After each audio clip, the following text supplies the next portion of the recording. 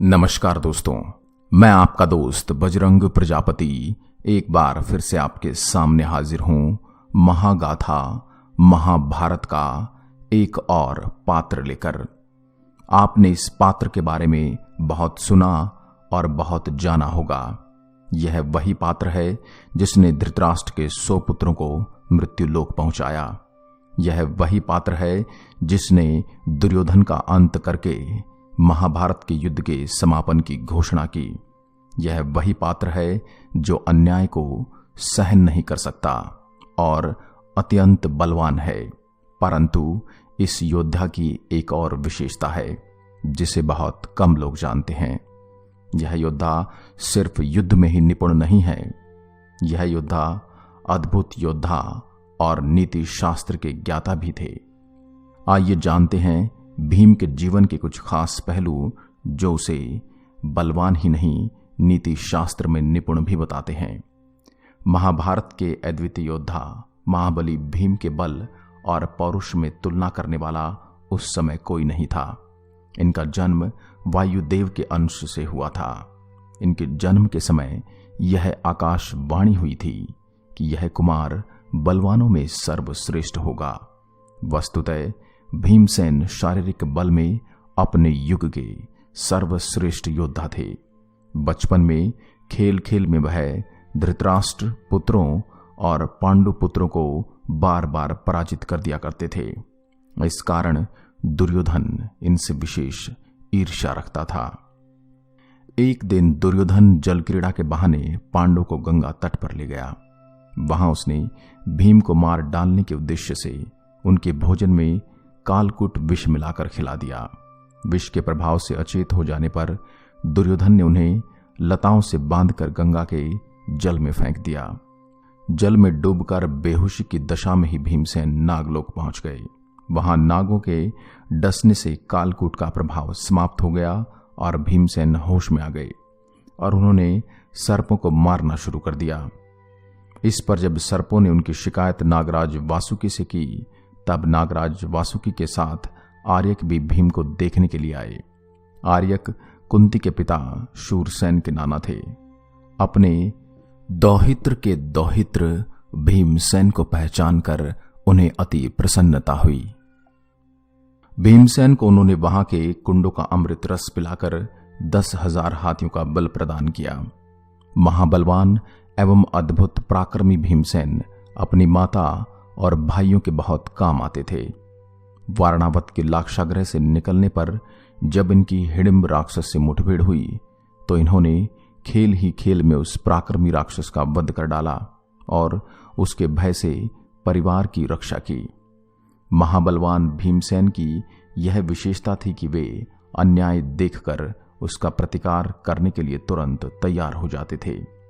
अपने प्राणों को खतरे में डालकर दूसरों को कष्ट से मुक्ति दिलाना इनका सहज स्वभाव था।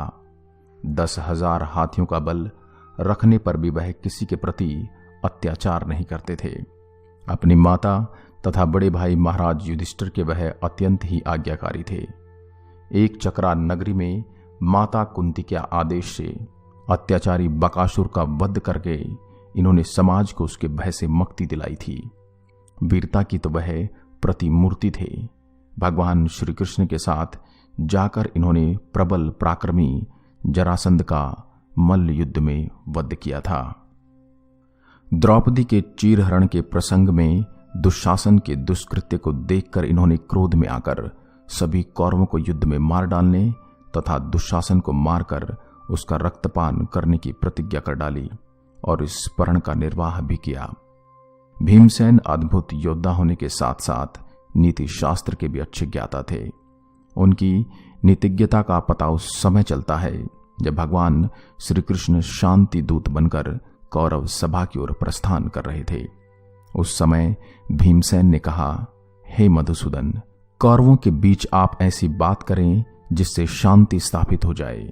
दुर्योधन दुरात्मा और दुराग्रही है, वह मर जाएगा पर झुकना स्वीकार नहीं करेगा। वहां आपका कथन धर्म अर्थ से युक्त, कल्याणकारी और सुनने में प्रिय होना चाहिए। धृतराष्ट्र ने भीम की वीरता का वर्णन करते हुए कहा है कि महाबाहु भीम इंद्र के समान तेजस्वी है। मैं अपनी सेना में युद्ध में उसका सामना करने वाला किसी को नहीं देखता। वह अस्त्र विद्या में द्रोण के समान, वेग में वायु के समान और क्रोध में महादेव के तुल्य है। धृतराष्ट्र का यह कथन सर्वथा सत्य है। भीमसेन महाभारत के अद्वितीय योद्धा थे। महाभारत के युद्ध में उन्होंने अद्भुत पराक्रम का प्रदर्शन किया। अंत में दुर्योधन को गदायुद्ध में परास्त करके उन्होंने पांडवों के लिए विजयश्री प्राप्त की। तो ये था भीमसेन से जुड़ा हुआ एक ऐसा किस्सा जो बताता है कि भीमसेन अद्भुत बल के ही धनी नहीं बल्कि नीति शास्त्र के भी ज्ञाता थे। अगर आप भी किसी ऐसी घटना के बारे में जानते हैं जिससे भीम के नीति शास्त्र और उनके स्वभाव का पता चलता है तो हमें कमेंट बॉक्स में जरूर लिखें। ऐसी ही अन्य वीडियोस के लिए आप हमारे चैनल शब्दबाण को लाइक करें, शेयर करें और सब्सक्राइब करें और साथ ही दिए गए बेल आइकन को जरूर दबाएं ताकि आने वाली हर वीडियो का नोटिफिकेशन आपको मिलता रहे। एक बार फिर आपसे मुलाकात होगी एक और ऐसे ही दिलचस्प किस्से के साथ। अगर आप ऐसी ही कहानियां सुनना पसंद करते हैं तो आप हमारे चैनल शब्दबाण को खबरी ऐप पर भी सुन सकते हैं। उसके लिए आपको खबरी ऐप को डाउनलोड करना है और हमारे चैनल को सब्सक्राइब करना है। एक बार फिर आपसे मुलाकात होगी एक और ऐसे ही दिलचस्प किस्से के साथ। तब तक के लिए नमस्कार। जय हिंद, जय भारत।